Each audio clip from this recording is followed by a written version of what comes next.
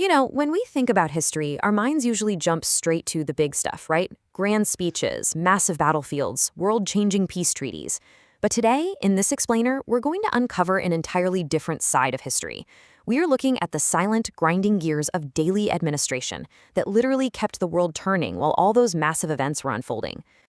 So, what do a few fading memos from 1919 actually tell us about a world recovering from war? To unravel today's mystery, we are stepping back into a world waking up from the absolute nightmare of the First World War. But we aren't looking at newspaper headlines or dramatic letters from generals. Instead, we're diving into the bureaucratic paperwork that was quietly circulating in the background of British India. Right here is our starting point. It's a seemingly dry piece of official correspondence dated July 21st, 1919, from Nainital in the United Provinces. Now, at first glance, it's just faded ink on aging paper. But if you know how to read between the lines, this single document opens up a fascinating window into the strict hierarchy, the rigid protocols, and the very real human impact of colonial administration. Part 1. Funding the bureaucratic machine. The mundane gears of the empire. Okay, so an empire doesn't just run on grand ideology or military might alone.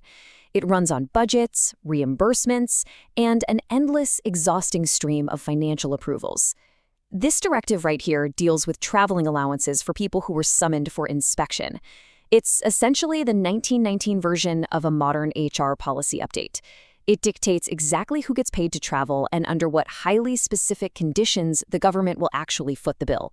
I absolutely love this formal sign-off from G.B. Lambert, the Secretary to Government, officially declaring himself your most obedient servant. It heavily contrasts with the incredibly strict financial restrictions laid out in the letter itself. It's this highly polite, traditional veneer layered right over a very rigid, unforgiving set of financial controls. Now, here is where it gets interesting. Notice the stark administrative divide. Officials got standard coverage, but private citizens, they were handled on a strict case-by-case basis.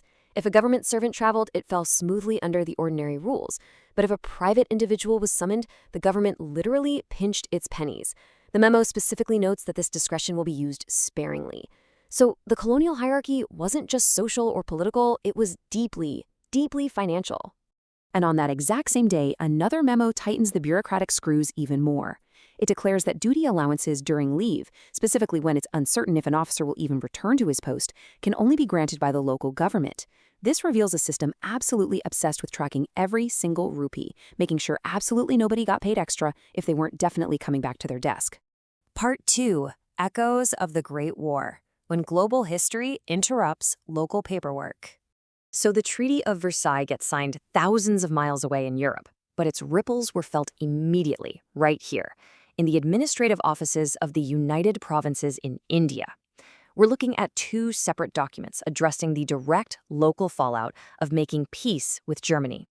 Look at this memo from July 24th. The Great War is finally officially over, and the government is mandating a day of celebration across its territories, formally declaring July 19th, 1919 as a public holiday. And this is the part that kind of blew my mind. There is this sudden, unexpected flash of bureaucratic empathy. The government actually ensured that daily laborers wouldn't be financially penalized for a global celebration.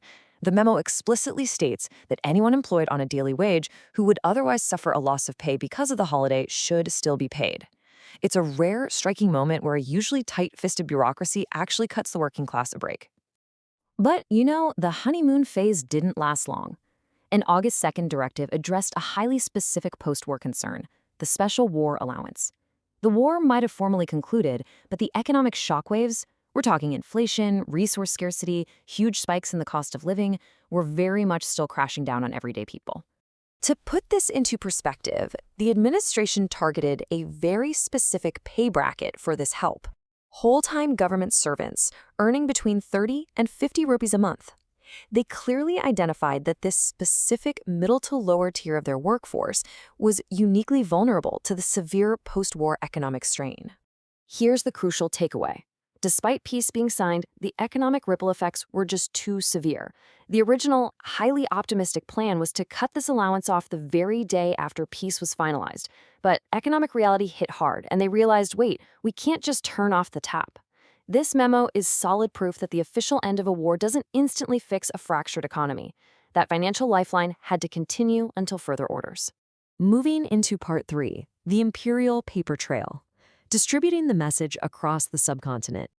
Now, think about this logistics nightmare for a second. How do you spread vital financial updates across a massive subcontinent in 1919, way before the convenience of email or instant messaging?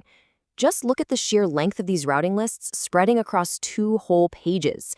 It's essentially a physical 1919 version of a massive reply-all email chain. The memo had to be typed out, manually copied, stamped, and physically transported by train and courier to dozens of different departments. Just look at who is actually getting this piece of paper. The scale of the empire here is vast. This single memo traveled to railways, military divisions, scientific observatories, and even church officials across India. You've got the agent of the East Indian Railway in Calcutta, the Aerological Observatory in Agra, and even the presidency's senior chaplain of the Church of Scotland over in Bengal. They all needed to know about the war allowance extension. It's a stunning map of imperial infrastructure, the whole shebang, all contained on one piece of paper. Finally, Part 4, History in the Margins, the physical journey of the documents. You have to remember, these weren't just PDFs living in the cloud. They were physical objects that passed through countless human hands.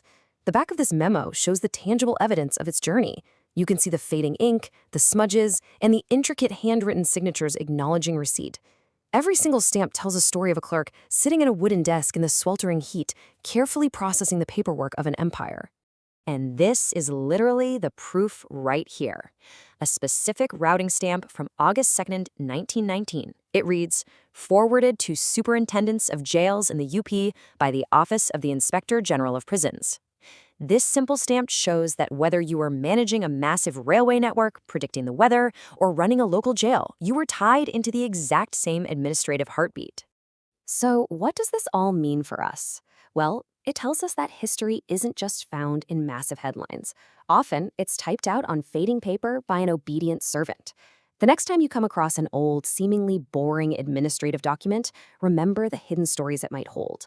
I mean, if a simple allowance document can echo the complex end of the First World War, what other massive historical shifts are quietly hiding in the mundane paperwork of the past? Keep your eyes open and never stop questioning the margins.